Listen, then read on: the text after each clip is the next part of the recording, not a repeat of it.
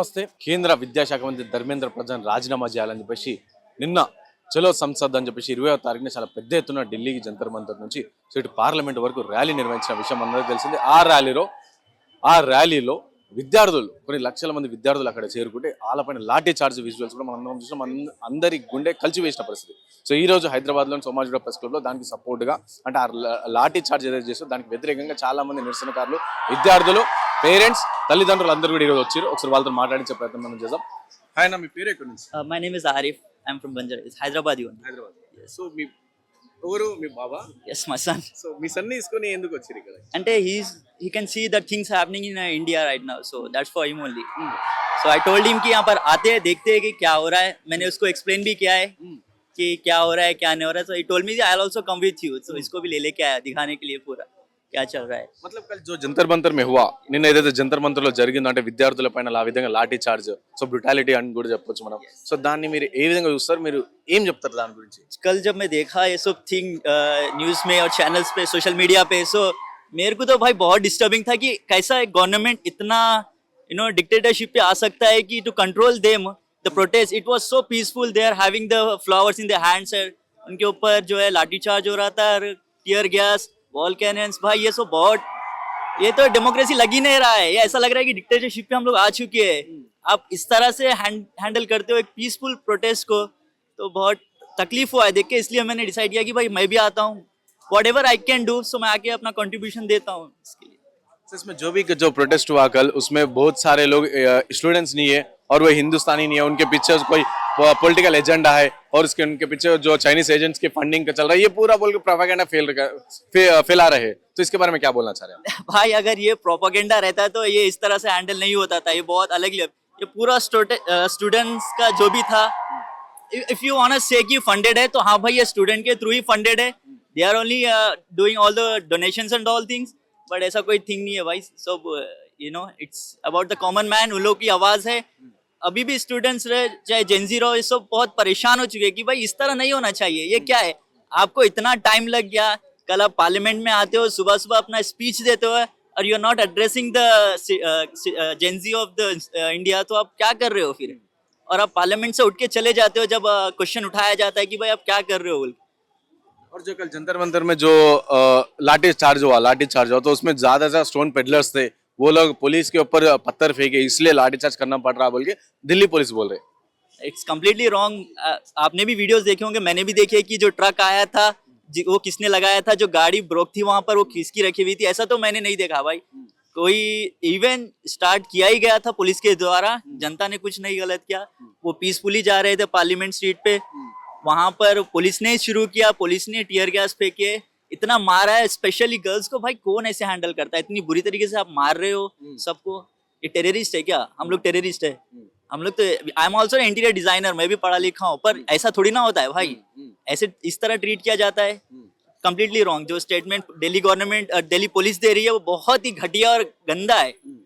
तो फाइनली क्या बोलना चाह रहे हैं आप? देश की जनता को ऐसा हो रहा, मतलब प्रॉपर एजुकेशन सिस्टम प्रॉपर रहना और अकाउंटेबिलिटी हमारे को होना, जो जनता पूछ रही, सो इनके खिलाफ ये जो सिस्टम पूरा चल रहा है, इसके इनके बारे में क्या बोलना चाह रहे हैं?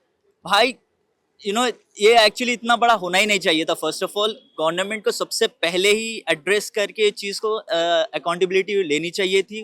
उन्हें इस सबको पहले ही देखना चाहिए था. अब इस मूवमेंट तक ये चीज आनी ही नहीं चाहिए थी. अब आ चुकी है, still government properly not addressing this. तो ये भाई बहुत बड़ा मुद्दा बन चुका है. Now Dharmendra Pradhan have to resign और एल्स थोड़ा प्रॉब्लम और भी हो सकता है. अभी तक तो कोई गवर्नमेंट मोदी गवर्नमेंट इस तरीके को प्रॉपर एड्रेस नहीं कर रही है ये चीज को. तो मुझे तो बहुत ही मेरा बेटा है भाई, मैं इसका फ्यूचर कैसे सोचूं मैं, अगर इस तरह ही चलते रहेगा. In past 10 years government same government में 70 पेपर लीक्स हो चुके हैं. तो फिर क्या पड़ेगा आगे जाके, क्या बनेगा? That's a thing. इसलिए मैं इसको लेके आया हूँ. Thank you so much. నమస్తే. సోమాజిగూడ ప్రెస్ క్లబ్లో ప్రవక్తలు జనతా పార్టీకి సంబంధించి అయితే నిన్న దాంతో పాటు చాలా మంది విద్యార్థులు పార్లమెంట్ చలో సంసద్ అని చెప్పేసి ఏదైతే పిలుపునిచ్చారో, ఈ నేపథ్యంలో జంతర్ మంతర్ నుంచి అక్కడ వెళ్లే ప్రయత్నం చేశారు. దాంట్లో లాఠీ చార్జ్ అని చాలా మంది విద్యార్థులకు దెబ్బలు కూడా తగిలాయి. సో వాళ్ళందరికీ కూడా దాన్ని నిరసిస్తూ ఈరోజు సోమాజిగూడ ప్రెస్ క్లబ్లో చాలా పెద్ద ఎత్తున ఒక సభ అనేది పెట్టారు. సో మనతో చాలా మంది సపోర్టర్స్ కూడా వచ్చారు. సో మనతో పాటు కూడా కొంతమంది వాళ్ళతో మాట్లాడారు. సో నమస్తే, మీ పేరు ఎక్కడ సార్? పేరు వెంకటరెడ్డి, సామాజిక కార్యకర్త. నేను ముఖ్యంగా ఇక్కడ విద్యార్థుల విద్యార్థులు చేస్తున్న పోరాటం, నీట్కి వ్యతిరేకంగా చేసిన పోరాటం, ఆ పోరాటం కాస్త మానవ హక్కుల కోసం, విద్యార్థుల హక్కుల కోసం, మొత్తం విద్యా వ్యవస్థనే ప్రశ్నించే ఒక దశకు చేరింది. ఇది మంచి పరిణామం. దేశంలో యువత పాల్గొనడం లేదు, సామాజిక సమస్యల మీద పాల్గొనడం లేదనే దానికి ఒక పెద్ద సమాధానం ఇక్కడ దేశవ్యాప్తంగా జరుగుతుంది. అదేవిధంగా హైదరాబాద్లో ఇక్కడ ఏమంత లేదు విద్యార్థుల నుంచి అని అనుకున్నారు, కానీ ఈరోజు ప్రత్యక్ష సాక్ష్యంగా మొత్తం సోమాజిగూడ ప్రెస్ క్లబ్ అంతా నిండిపోయి వారి ఆవేదనను వినిపిస్తున్నారు. ముఖ్యంగా వాళ్ళ డిమాండ్లో విద్యాశాఖ మంత్రి రిజైన్ చేయడము, ఆ నుంచి మొదలై మోదీ గారు రిజైన్ చేయడం వరకు కూడా వచ్చింది. కాబట్టి ప్రభుత్వాలు వెంటనే స్పందించి ప్రభుత్వాలను పిల్లలతో మాట్లాడి ఒక డెలిగేషన్తో మాట్లాడి సమస్యలు పరిష్కరించవలసిందిగా మేము సానుభూతి తెలియడానికి, సాలిడారిటీ తెలియడానికి వచ్చినాం. అంటే దీని వెనకాల కంప్లీట్ గా వీళ్ళు ఎవరైతే ప్రొటెస్ట్ చేస్తున్నారో విద్యార్థుల వెనకాల, వీళ్ళ వెనకాల కంప్లీట్ గా పాకిస్తాన్ సంబంధించిన వాళ్ళు ఉన్నారు, చైనా ఏజెంట్స్ ఉన్నారు. సో ఇదంతా కూడా దేశాన్ని చిన్నాభిన్నం చేసే ప్రయత్నం, భారతదేశం రెండుగా విడగొట్టే ప్రయత్నం జరుగుతుంది అని చెప్పి బీజేపీ పార్టీ సంబంధించిన నాయకులు కూడా కొంతమంది వీళ్ళు మాట్లాడుతారు. సో ఏం చెప్తారు సార్? యాక్చువల్లీ ఈ ఉద్యమం ఏకం చేస్తుంది, విచ్ఛిన్నం చేయడం లేదు. కులాల మధ్య, మతాల మధ్య, వివిధ వర్గాలున్న కాలంలో విద్యార్థులందరూ ఏకమై, ఇక్కడ ఏ కులం ఏ మతం లేదు, ఇక్కడ విద్యార్థులందరూ ఏకమై దేశంలో ఉన్న ప్రజాస్వామ్యాన్ని రక్షించాలని, ప్రజాస్వామ్యం వైపు పరిగెత్తాలని, ప్రజాస్వామ్యం పటిష్టం చేయాలనే దృక్పథంతో ఉన్నట్టుగా నాకు అనిపిస్తుంది. ఈ దేశంలో ఇది మొదటిది కాదు, చాలాసార్లు 10 సంవత్సరాలకు ఒకసారి యువత దీని మీద పనిచేశారు. మా యువత అప్పుడు కూడా మేము పనిచేశాము. కాబట్టి ప్రతిసారి ప్రజాస్వామ్యము ప్రమాదంలో ఉన్నప్పుడు యువత కదులుతుంది. కాబట్టి దీని వెనుక ఏ శక్తులు ఉండడానికి లేదు. వీళ్ళందరూ కూడా సొంతంగా పుస్తకాలలో చదివించాం కదా, ప్రజాస్వామ్యం అంటే ఏంటి చెప్పాం కదా, అండ్ ఎగ్జామ్స్కి ప్రిపేర్ చేశాం. వాళ్ళందరూ ఎగ్జామ్స్ ఇవన్నీ ప్రిపేర్ అయిన పిల్లలు వీళ్ళందరూ. కాబట్టి దేశంలో, ప్రపంచంలో మంచి ప్రజాస్వామ్యాన్ని, ప్రజాస్వామీకరణ చేయడం కోసం ఈ ఉద్యమం అని మనం నమ్మాలి. దీని దుష్ప్రచారాన్ని ఖండించాలి. అంటే దీంట్లో ప్రధానంగా ఈ ఉద్యమంలో విద్యార్థులు నీట్ పేపర్ లీక్ సంబంధించి ప్రధాన డిమాండ్ గా పెట్టుకున్నారు. కానీ వీళ్ళ సభలలో జంతర్ మంతర్ చూసా అక్కడ అల్లాహు అక్బర్ అని నినాదాలు ఎందుకు వస్తున్నాయి, ఆర్టికల్ 370 గురించి ఎందుకు మాట్లాడుతున్నారు, ఇవన్నీ నినాదాలు ఎందుకు వస్తున్నాయి, వీటి గురించి ఎందుకు మాట్లాడుతున్నారు అని చెప్పి కూడా బీజేపీ పార్టీ నాయకులు చెప్తున్నారు సార్.